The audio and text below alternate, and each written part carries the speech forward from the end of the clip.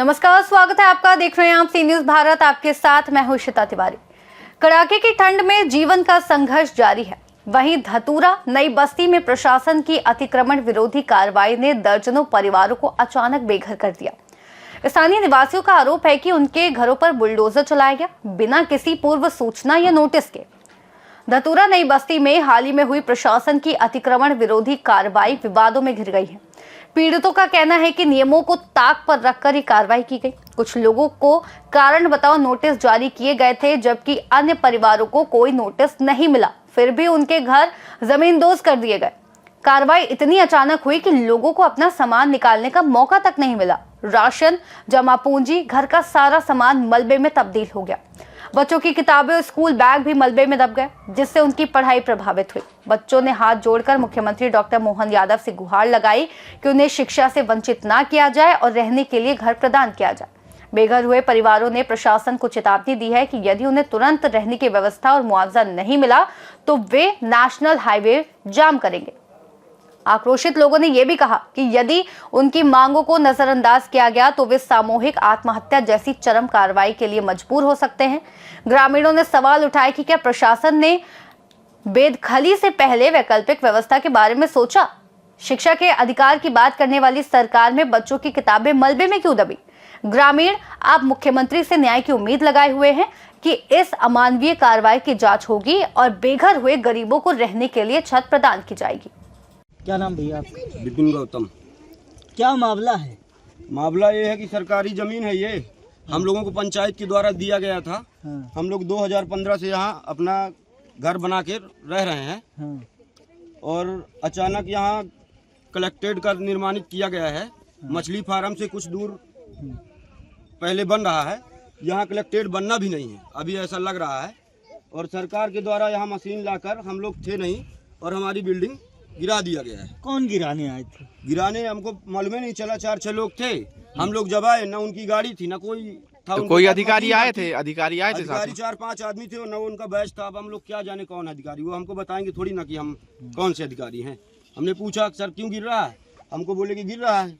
हमने बोला कि कौन गिरवाने आया, कहीं हमने कहा कि सर गिर रहा है तो कुछ इसका, कहीं कुछ इसका नहीं है, सरकारी में बनाओ इसलिए गिर गया। हमने बोला ठीक है सर। तो घर गिराने से पहले आपको नोटिस जारी हुआ था क्या? नहीं, हमारे पास तो कोई नोटिस नहीं आई है। और बिना नोटिस के आपके मकान गिरा दिया गया है ना? हाँ। तो जैसे आपने आपके मकान जो आप जिससे आप रहवास करते थे जी, और सरकार से जैसे आप कुछ मांग क्या करना चाहते हैं? जो आपका मकान गिरा है, आप वहाँ भाई रहते थे, गुजारा भत्ता करते थे, रह के अपना आशियाना था आपका वो, तो क्या आगे कहेंगे सरकार से? सरकार से हम यही आगे कहना चाहते हैं कि हमारा घर गिरा दिया गया है तो इसका मुआवजा दिया जाए और दूसरे जगह बनाने के लिए ज़मीन भी दिया जाए तो हम लोग बसें उस जगह जाके।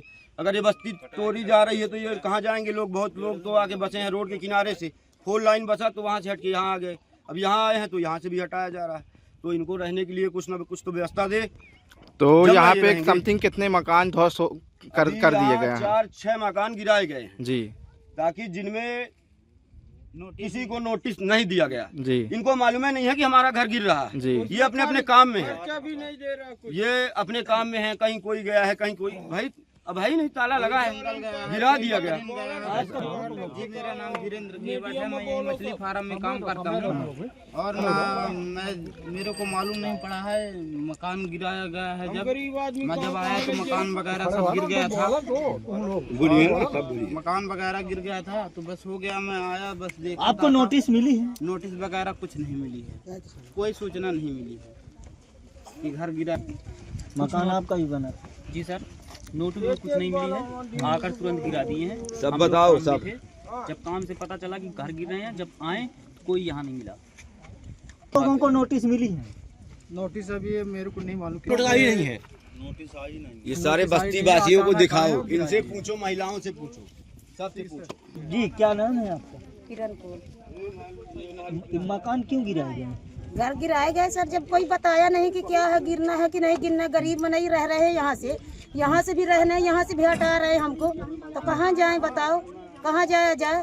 यहाँ कहीं का दे रहा है ठहरने के लिए तो दे भी नहीं रहा कि दे। यहाँ कहाँ जाए? हम का रोड में जाके पढ़ रहे लड़का बच्चे लेके। जब अब आपके पास छत नहीं है, जो आपके साथ छोटे छोटे ये बच्चे हैं, तो ये कहाँ लेके जाएंगी आप? वही तो बोल रहा हूँ सर, कहाँ जाए छोटे छोटे बच्चा लेके इस ठंडी में, बताइए ना कहाँ जाए हम, ये गरीब मन नहीं रोड में बैठे, रोड में मर जाए जाके, क्या वही जाके हाईवे में जाके सब लड़का बच्चा लेके पढ़ रहेंगे वहाँ, तो पब्लिक को सही रहेगी शासन को ले ले अपना जमीन हमको दे, यहाँ के जो हमारा लगा है यहाँ के लागत लिया है तो दे हमको, दे बना के फिर दिया जाए उसको।